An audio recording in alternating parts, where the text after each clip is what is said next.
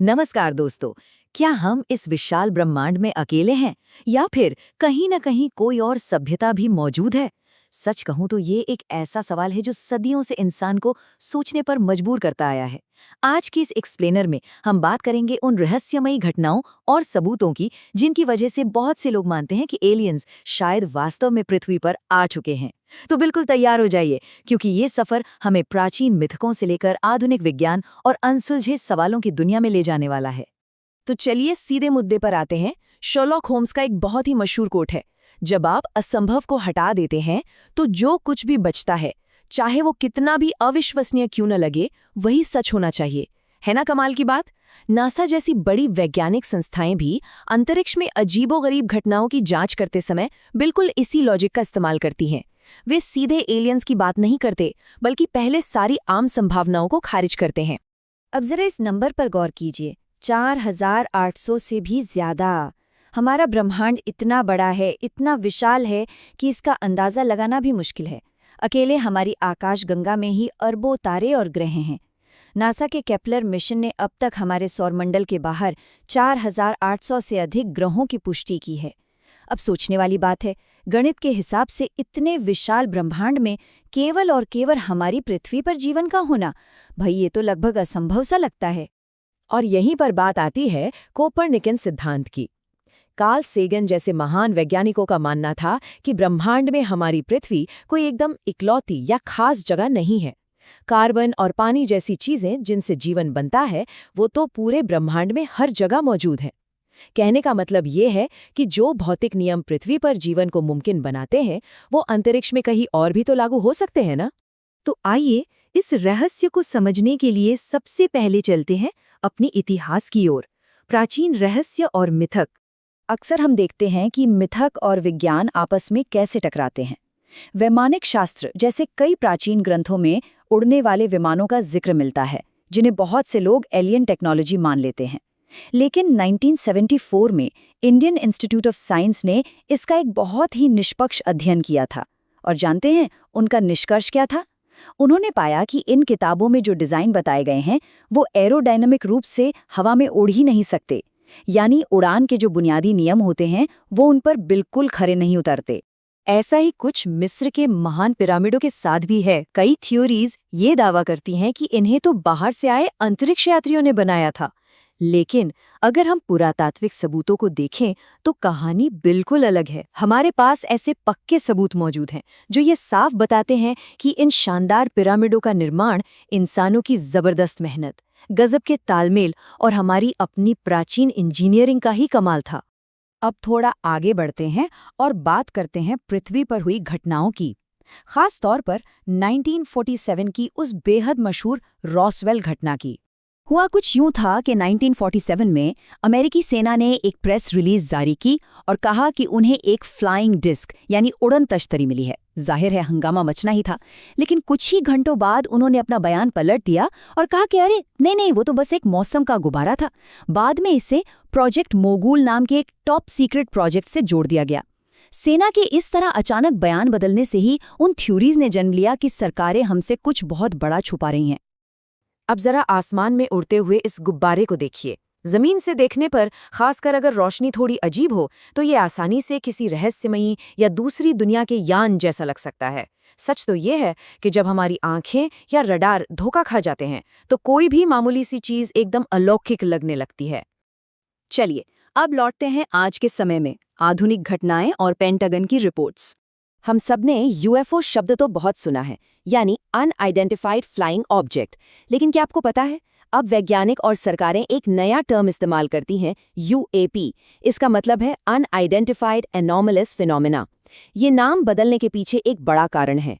ये दिखाता है कि अब इन घटनाओं को सिर्फ फिल्मों या कहानियों का हिस्सा नहीं माना जा रहा, बल्कि सरकारें सच में इनकी गंभीरता से वैज्ञानिक जांच कर रही हैं। इस टाइमलाइन पर नजर डालिए। 2004 में यूएसएस निमित्ज का वो हैरान करने वाला वीडियो, फिर 2014-15 के बीच नौसेना के फाइटर जेट्स के एनकाउंटर्स और 2030 में मध्य पूर्व में एक ड्रोन का फुटेज। सबसे चौंकाने वाली बात यह है कि ये वीडियो खुद अमेरिकी रक्षा विभाग ने जारी किए हैं। इनमें दिखने वाली वस्तुएं ऐसे उड़ती हैं जैसे उन पर भौतिकी के कोई नियम ही लागू नहीं होते। गति और चाल इतनी अजीब कि बड़े-बड़े एक्सपर्ट्स भी सोच में पड़ गए। लेकिन रुकिए, यहाँ एक बहुत ही जरूरी पॉइंट है। पेंटागन की एक संस्था है आरओ, जो इन सभी यूएपीज की जांच करती है। और उनका क्या कहना है? उनका कहना है कि गहराई से जांच करने पर इनमें से ज्यादातर घटनाएं बस साधारण गुब्बारे, ड्रोन या रडार का भ्रम निकलती हैं। उन्होंने बिल्कुल साफ शब्दों में कहा है कि अब तक उन्हें ऐसा कोई भी पक्का सबूत नहीं मिला है जो ये साबित कर सके कि ये चीजें एलियंस की हैं या कोई बाहरी तकनीक हैं। तो अब बड़ा सवाल ये है कि अगर वो एलियंस नहीं है तो असल वैज्ञानिक खोज कैसे चल रही है? आइए जानते हैं। देखिए, अंतरिक्ष में कहीं भी जीवन खोजने के लिए वैज्ञानिकों के पास एक पूरी चेकलिस्ट होती है।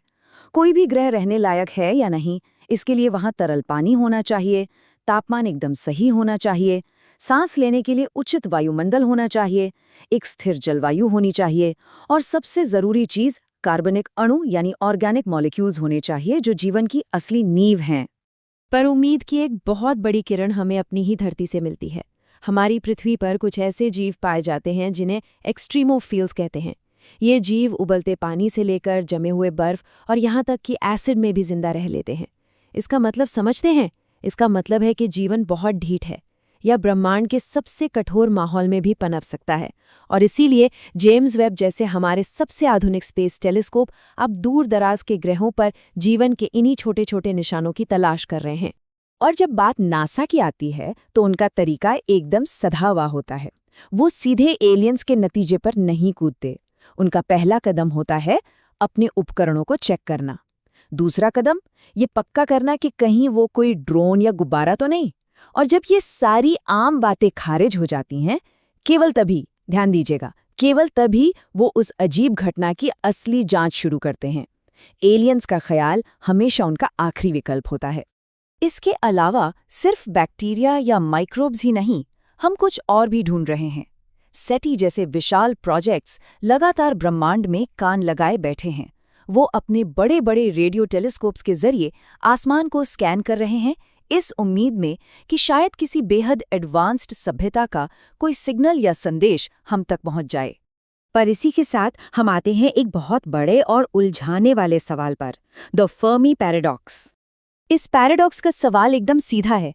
अगर हमारा ब्रह्मांड इतना विशाल है, इतने सारे ग्रह हैं, जीवन पनपने की संभावना इतनी ज्यादा है, तो भाई सब हैं कहाँ? अब तक किसी ने हमसे संपर्क क्यों नहीं किया? हमें कोई पक्का सबूत क्यों नहीं मिला? ये सच में सोचने वाली बात है ना? विज्ञान के पास इसके दो बहुत ही दिलचस्प लेकिन थोड़े डरावने जवाब है। पहला है दुर्लभ पृथ्वी परिकल्पना, मतलब पृथ्वी जैसी एकदम परफेक्ट कंडीशंस ब्रह्मांड में शायद बहुत ही ज्यादा दुर्लभ है। और दूसरा सिद्धांत तो और भी चौंकाने वाला है, वो ये कि शायद जो भी सभ्यताएं इतनी एडवांस होती हैं, वो अंतरिक्ष में संपर्क करने लायक तकनीक बनाने से पहले ही किसी भयंकर युद्ध या खुद की गलतियों के कारण अपना ही विनाश कर लेती हैं। लेकिन इंसान कहाँ हार मानने वाला है? 1977 में लॉन्च किए गए वॉयेजर अंतरिक्ष यान हमारी इसी उम्मीद का प्रतीक हैं। ये यान अपने साथ एक गोल्डन रिकॉर्ड लेकर अंतरिक्ष के गहरे अंधेरे में सफर कर रहे हैं।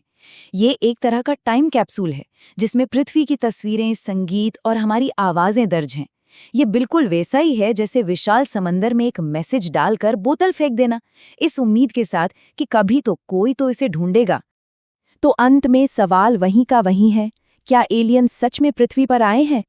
इस सवाल का जवाब आज भी एक रहस्य बना हुआ है।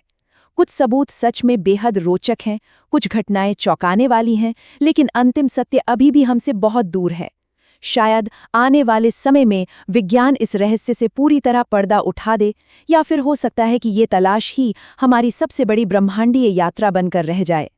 खैर, अगर आपको हमारा ये एक्सप्लेनर पसंद आया हो तो इसे लाइक करें, शेयर करें और हमारे चैनल को सब्सक्राइब करना बिल्कुल न भूलें। और हाँ, कमेंट्स में ज़रूर बताइएगा, क्या आपको लगता है कि एलियंस कभी हमारी पृथ्वी पर आए होंगे? मिलते हैं अगले रहस्यमयी और रोमांचक एक्सप्लेनर में। तब तक के लिए धन्यवाद।